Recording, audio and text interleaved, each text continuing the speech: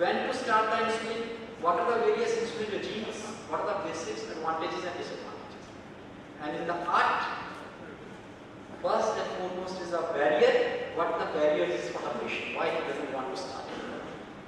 What are the insulin delivery methods which are available, how you administer the insulin, all the people, majority of us have what the dose to be given and how to adjust it.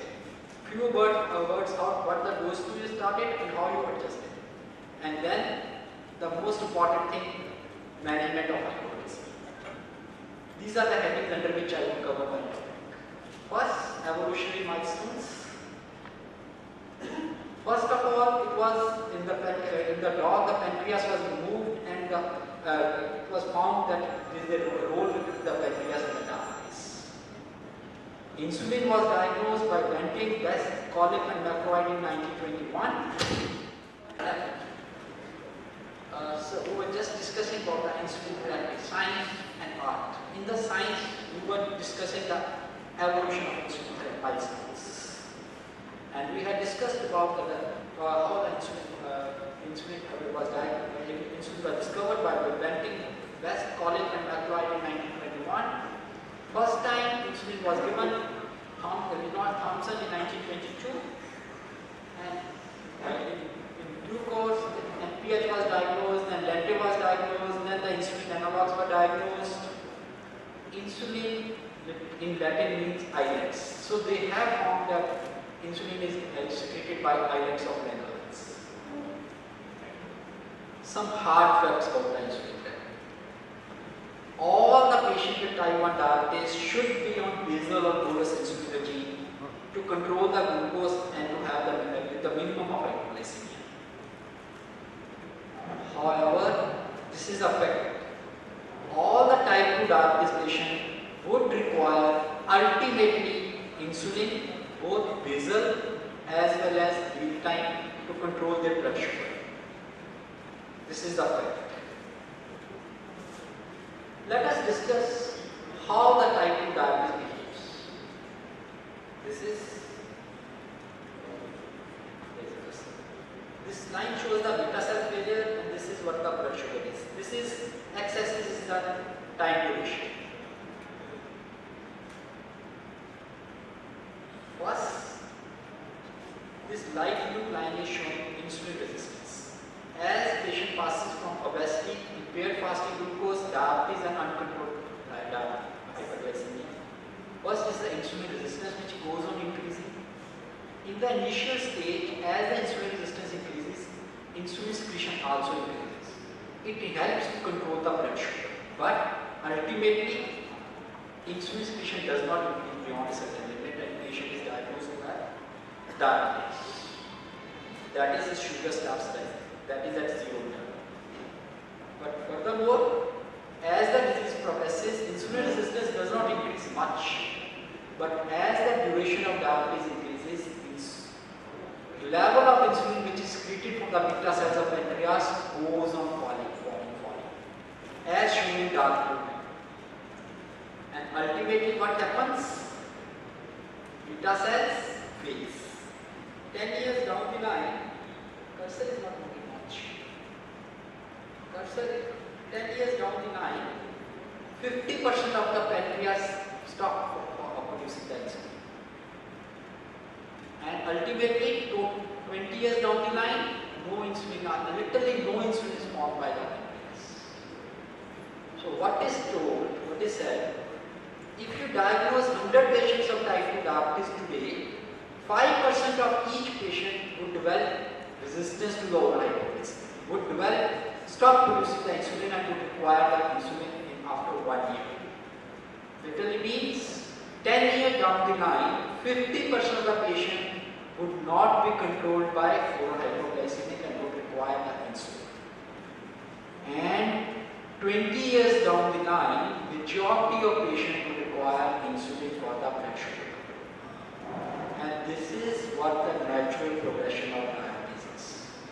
It is not the fault of the patient, not the fault of the treatment, not the fault of the doctor. It is disease which is at the fault. We should be able to understand this and you should be able to communicate with the patient whenever type 2 diabetes patient has control problems. When should we recognize that the patient has to be shifted on insulin and oral hypoglycemic sulfate? When there is increasing blood sugar level, glycosylate level, hemoglobin is increasing, patient is having unexplained weight loss, risk ketones are present, poor energy level, sleep is disturbed, patient is having polyuria. What is the next step? Make a decision to start insulin. Offer the patient encouragement, not to blame. We have never to blame the patient that you have to start with insulin, it is your fault. You have not controlled the diet, you have not gone for exercise, you have not gone for the regular follow-up. That's why you have not started insulin. No, it is not the patient's fault. We have to encourage him. Yeah, it is disease which is at fault, disease has progressed beyond the limit, and you have to start an insulin. It is a natural process. Remind the patient of the natural progression of disease.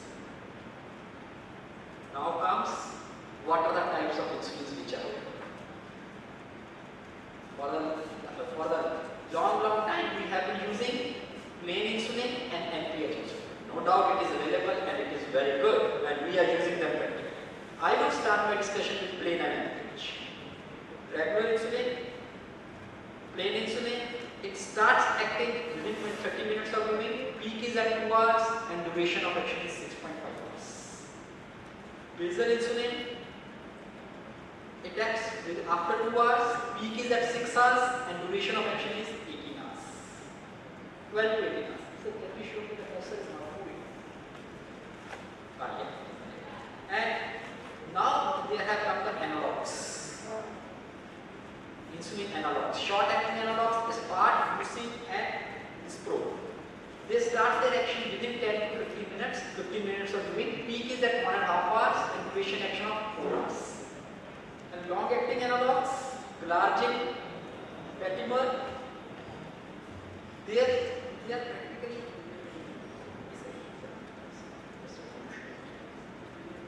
it acts within 90 minutes, there is practically no peak and duration of action is 24 hours.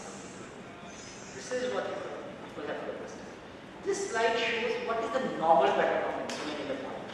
Lower bottom is showing basal insulin which is secreted normally in the patient, like me and you, who are not diabetic.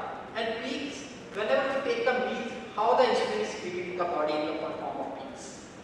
Now, we will try to mimic what is happening in the nature. How can we do it? This is what happens if we give one dose of NPH insulin. It starts acting within 2 hours, peak at 6 hours, and duration of action about 12 to 16 hours. But it is not 100% what happens in normal. This is what happens with the Glargine. Onset of action within 2 hours, almost no peak, and duration is 24 hours. This is what happens if we give the regular insulin or plain insulin, what we are using for a long time. Onset of action within 30 minutes, duration for 6 hours, peak at 2 hours. It is a little mismatch from what happens in the normal person. And this is what if we give the short acting analogs like Dispro, Aspart and Mucin. Starts acting within 15 to 20 minutes, peak at 1 hour, duration 4 to 6 hours. What is basal and bolus insulin? Bolus means you give it with the means basal, which acts for 24 hours. Basal insulin provides insulin throughout the day and night, and bolus, whenever the patient is taking the meals, you give the insulin. This mimics what is happening naturally in the body.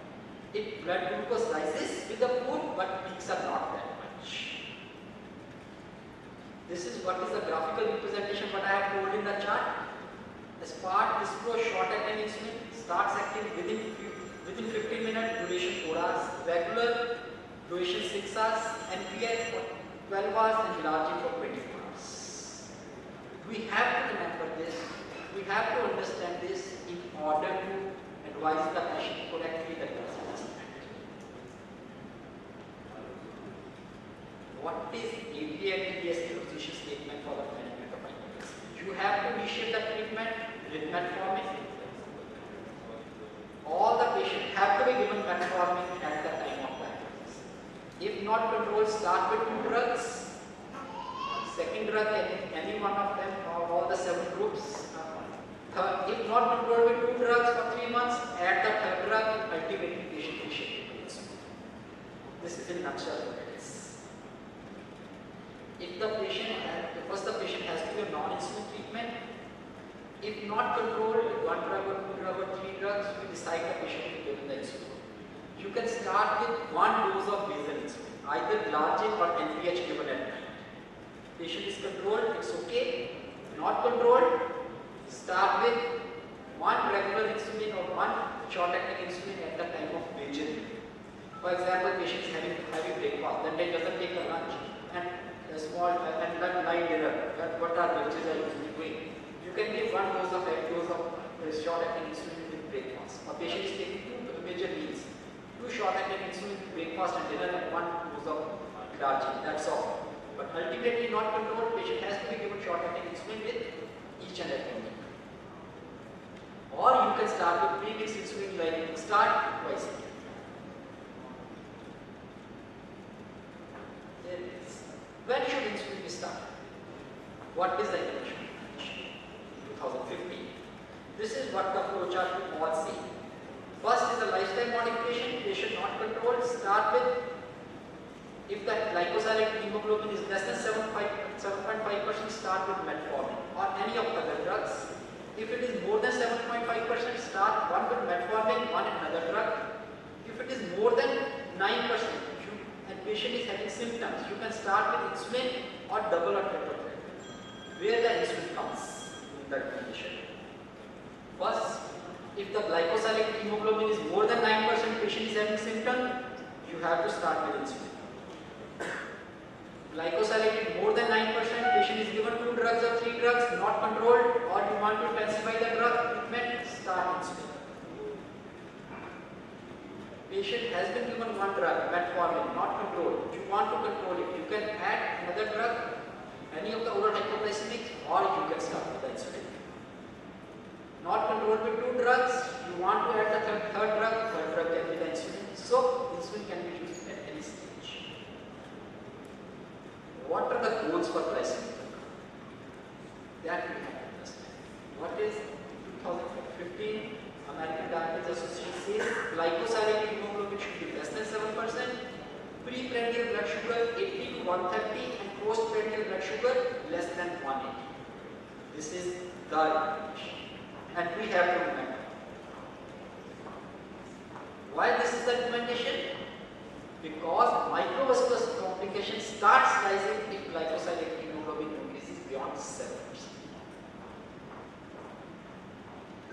Now, what is the insulin regime we have to start? This is what we all know.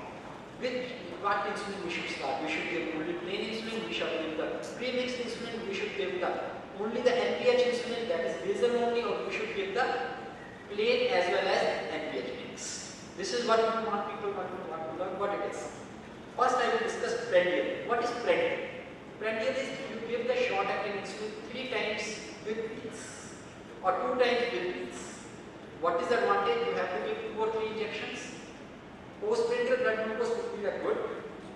Fasting blood glucose would not be controlled. Hypoglycemia would be there. Frequency of monitoring is required. Basal is you just give 1 basal insulin of glargine at night or NPH at night. It would control the fasting, but there would be no effect on the postprandial sugar. Hypoglycemia would be minimal, frequency of monitoring less. Premix, you give Mixtard which is contain 30% regular or 70% NPH. 1 dose at night or morning. It would control both postprandial as well as fasting. Hypoglycemia would be there but less, frequency of monitoring is less required.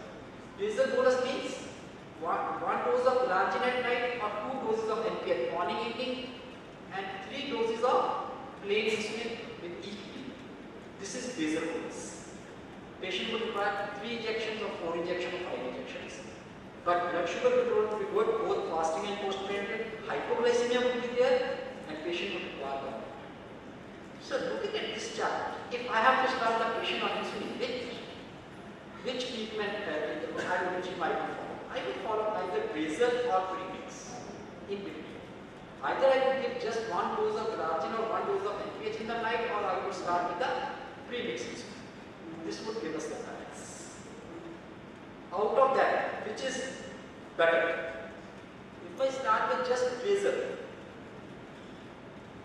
in which condition I would start with? If there is fasting hyperglycemia is a predominant thing, and patient is over hypoglycemic, I can just add one glargine shot or one unit of one shot of NPH.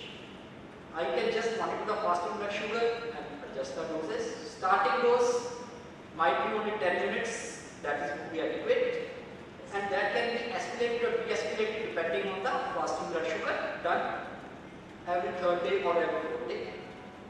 Advantages of basal: only one injection, no mixing, is very safe, low doses, no weight gain, NPH, Detrivat, glargine, any of them can be used, mostly bedtime. Weekly basis, patient can talk to me on phone or come to me and show the fasting blood sugar and adjust the dose, or patient can be contacted on phone. Very easy. But what are the disadvantages? Postprandial blood glucose control might not be good, and we know that postprandial blood glucose does contribute to the hemoglobin A1C, does contribute to the mortality, does contribute to the mortality. And furthermore, premix is easy and patient doesn't get the premix there. What are the information deficiencies? American Association of Clinical Endocrinologists and American Diabetes Association says you start with the basal. IDF says you can start either with basal or you can start with premix. What are Indian recommendations are? So we start it. If the fasting is high, you can start with only basal, and if the postprandial and fasting both are high, you start with premix.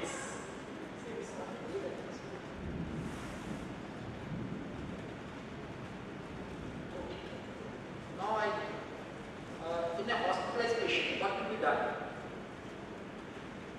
If the patient is well controlled with diabetes, is on oral hypoglycemic, glycosylation is less than 8, fasting blood sugar is less than 140, I would say postprandial less than 50.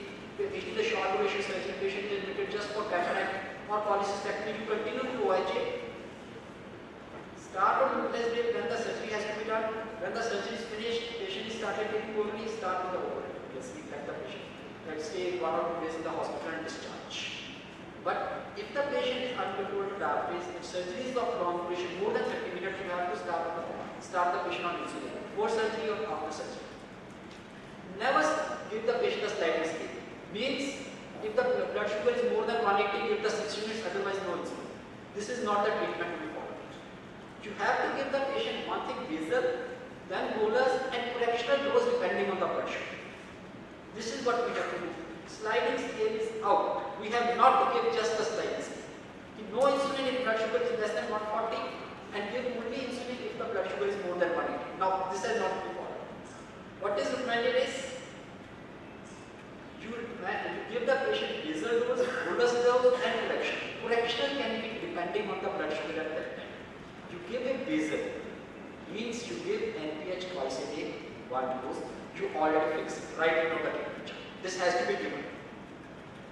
Then you prescribe the short acting insulin, 3 doses, depending on what you feel.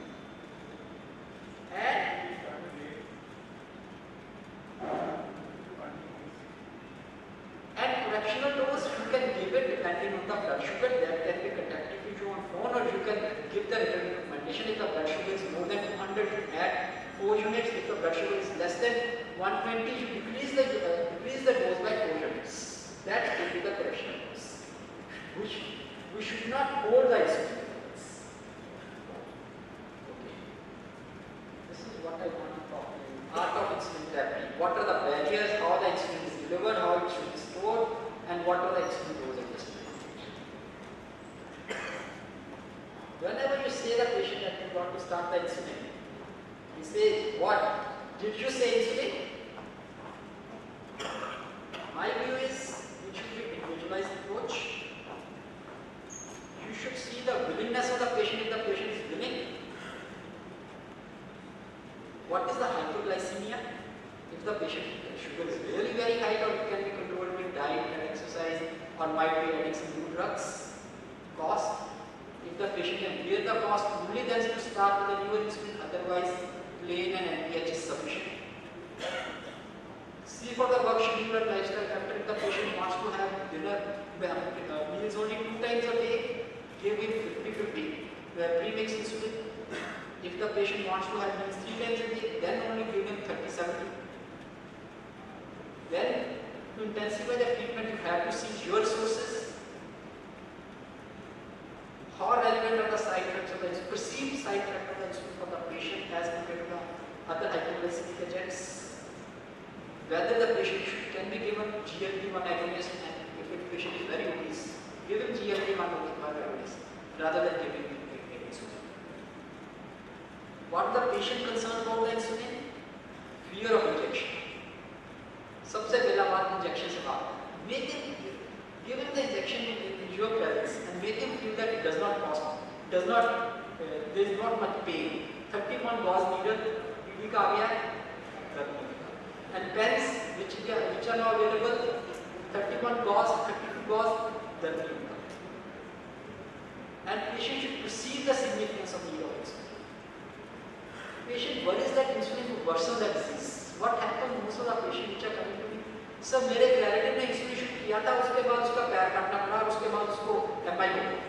Patient says that it is because the insulin that those things have happened. We have to make the patient understand it is not the insulin which has caused this problem. It is because the insulin was started late in that patient that has led to that problem. And patient might be concerned about the hypoglycemia. We can teach him that with proper monitoring and new therapies, hypoglycemia is minimal and you can control it. And complexity of the treatment can be adjusted with the lifestyle of the patient. Insulin method which are available, syringe, pen and pump. Syringes are 40 units and 100 units. And insulin also comes in 40 units and 100 units. We have to make it sure if we are using 40 units while 40 units syringe is used, if it is 100 units while 100 units while is used. This is what the art of insulin, giving the insulin is. We should teach the patient where to give the insulin, what are the sites. It is in the subcutaneous fat the insulin has to be given. Sites, abdomen, arm, above the elbow and lower leg, on the legs, above the knee. These are the sites where insulin has to be given, or in the buttocks. Each area absorbs the insulin at different rates. Absorption is maximum in the arm, less in the abdomen, and further less is lowest in the thighs. Avoid giving the injection around the umbilicus or when the skin is scarred or where the visible blood vessels are there. You have not to give the insulin right at one point at one time all the time. Where the insulin is given at one time, move 1 inch left and right of that, and then give the insulin. And if the patient has taken the insulin on the leg and he exercises, insulin will be absorbed quickly and patient can have hypoglycemia. If patient has to go on a cycle or he has to walk, preferably give the insulin on the arm or on the knees. This is what it is. And the rotation of site is very important. Angle, whether it should be 45 degree or 90 degree, both are okay, but needle should be in the subcutaneous tissue. How you can make it out? If the patient is very thin, it should be at 45 degree. If patient is normal or if he is obese, it can be at 90. Size does matter. 31 gauze needle is the best. This is what I have made the slides to tell how to inject the insulin. And then insulin pumps are available,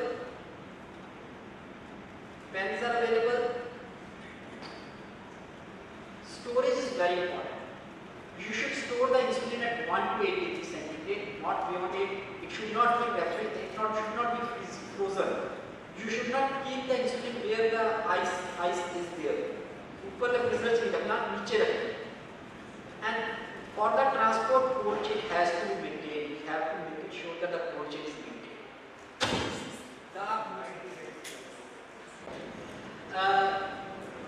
What happens? Majority of patients tell me we have to go out, we have to travel a lot. How can we take the insulin? This has been told to the patient. It is very easy. if my child goes to the school, my son goes to the school, my girl goes to the school, he always takes a water bottle with her. पानी बाहर का कोई नहीं पीता, अपने नाक भर के एक बॉटल लेके जाते ठंडे पानी की. Same thing, insulin, the person is on insulin, he can take a thermos or a bottle, जिन्हें स्कूल के बच्चे लेके जाते, put an ice in it, put the in your pen or your wallet and carry it along with it. Wherever you are going in the world, after 4 hours to 6 hours, you have to break your journey. कितने भी जाओ world, पानी सुनते हो जरा भर गया हो बर्फ द्वारा पालो, you can carry the insulin anywhere you can. This is what I tell my patients. But you have to maintain the cold chain while you are the transport. Those, whatever the organizers say, should we start with the dose and adjustment as well as what the topic was? Not the chair for the questions. Yeah. This is what the crux of the talk is. What is the dose to be started? How to adjust the dose of insulin? Starting dose in adult patient is 0.6 units per kg per day is the starting dose. If there is a 70 kg man, we have to start with 42 units. But if the patient is very obese, for example, is 100 kg to start with 60 kg, he will not be controlled. Because of increased insulin resistance in him, we have to give 0.8 units per kg. 80 units of insulin has to be started on a day 1. If the patient is very thin, oral intake is not much, you have to give 0.4 units per kg in 24 hours. How do you divide it? If you are going to give plain insulin 3 times a day and regular 2 times a day, 2/3 in the basal and 1/3 in the plain. If you have to give the premix, 2/3 in the morning, 1/3 in the evening. If you have to give the glargine and 3 plain insulin, 50% glargine and 50% rest plain divided into 3 days.